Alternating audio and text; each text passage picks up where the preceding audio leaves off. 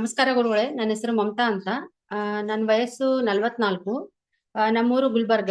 ನಾನು ಗುಲ್ಬರ್ಗಾದಿಂದಾನೇ ಮಾತಾಡ್ತಾ ಇರೋದು. ಆ, ನಿರಾಹಾರ ಸಂಯಮ ಹೇಳಿದ್ದು ನನಗೆ ರೇಣುಕಾ ಮೇಡಮ್. ಅವ್ರಿಗೆ ನನ್ನ ಮೊದಲು ಧನ್ಯವಾದಗಳು ಹೇಳಿಕ್ ಇಷ್ಟಪಡ್ತೀನಿ.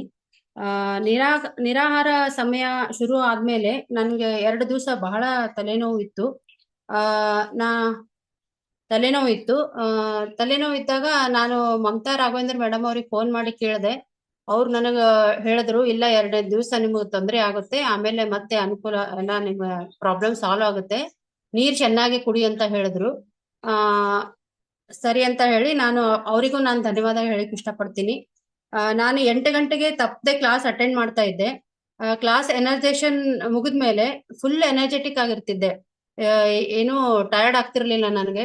ನಾನು ಎಲ್ಲೇ ಹೊರಗಡೆ ಹೋದ್ರೆ ಒಟ್ಟ ಟಯರ್ಡ್ ಆಗ್ತಿರ್ಲಿಲ್ಲ. ನಾನು ಮನೆಗ್ ಬಂದ್ರು ನಾನು ಆರಾಮಾಗಿ ಕೆಲಸ ಮಾಡ್ತಿದ್ದೆ. ಆಮೇಲೆ ನಿದ್ದೆ ಚೆನ್ನಾಗ್ ಆಗ್ತಿತ್ತು. ಆ 24 ದಿವಸದ ನಿರಾಹಾರ ಸಮಯದಲ್ಲಿ ನನಗ ಆಗಿದ್ದು ಅಂತಂದ್ರೆ ವೇಟ್ ಲಾಸ್ ಆಗಿದೆ. ಮತ್ತಂದ್ರೆ ಸ್ಕಿನ್ ಬಹಳ ಗ್ಲೋ ಆಗಿದೆ. ಆ ಬಹಳ ಆನಂದ, ಹ್ಯಾಪಿ ಆಗಿದ್ದೀನಿ ನಾನು ಫಸ್ಟ್ ಹೇಳ್ಬೇಕಂದ್ರೆ. ನಾನು ಮೊದಲಿಂದ ಸ್ವಲ್ಪ ಊಟದ ಕಡೆ ಗಮನ ಕೊಡ್ತಿರ್ಲಿಲ್ಲ. ಬಟ್ ಈಗ ಊಟ ತಿಂಡಿ ಅಂತ ಬಂದಾಗ ಈಗ ಕೊಡ್ಬೇಕು ಅಂತ ಅನಿಸ್ತಾ ಇದೆ. ಗಮನ ಬಹಳ ಹರಿಸ್ಬೇಕಾಗ್ತದೆ ನಾನು ಊಟದ ಕಡೆ. ಆ ಧನ್ಯವಾದ ಗುರುಗಳೇ ನಿಮ್ಗೆ. ನಿಮಗೆ ತುಂಬಾ ಆಭಾರಿಯಾಗಿದ್ದೇನೆ. ನಾನು ಬೆಳಗ್ಗೆ ಕ್ಲಾಸ್ 8 ಗಂಟೆ ನೀವು ಎನರ್ಜೈಸೇಷನ್ ಕ್ಲಾಸ್ ತಗೊಂಡ್ಮೇಲೆ ನನ್ಗೆ ಬಹಳ ಸಂತೋಷವಾಗಿ ಇರ್ತಿದ್ದೆ ನಾನು. ಆ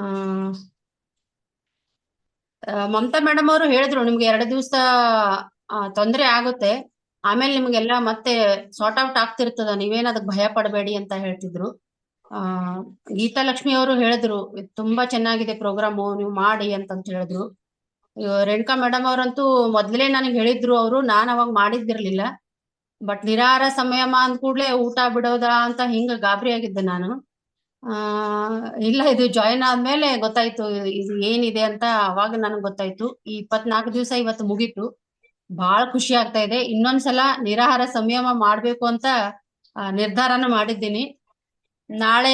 ನಾಳೆನು ಮತ್ತೆ ನೆಕ್ಸ್ಟ್ ಪ್ರಾಣ ಸಂಯಮ ಕ್ಲಾಸಿಗ್ನು ಜಾಯಿನ್ ಆಗ್ತಾ ಇದ್ದೀನಿ. ಹೀಗೆ ಈ ಈ ಈ ಪ್ರೋಗ್ರಾಮ್ ಅಲ್ಲಿ ನಾನು ಹಂಗೆ ಕಂಟಿನ್ಯೂ ಕ್ಲಾಸ್ ಮಾಡ್ಬೇಕು ಅಂತ ನಾನು ಅನ್ಕೊಂಡಿದ್ದೀನಿ.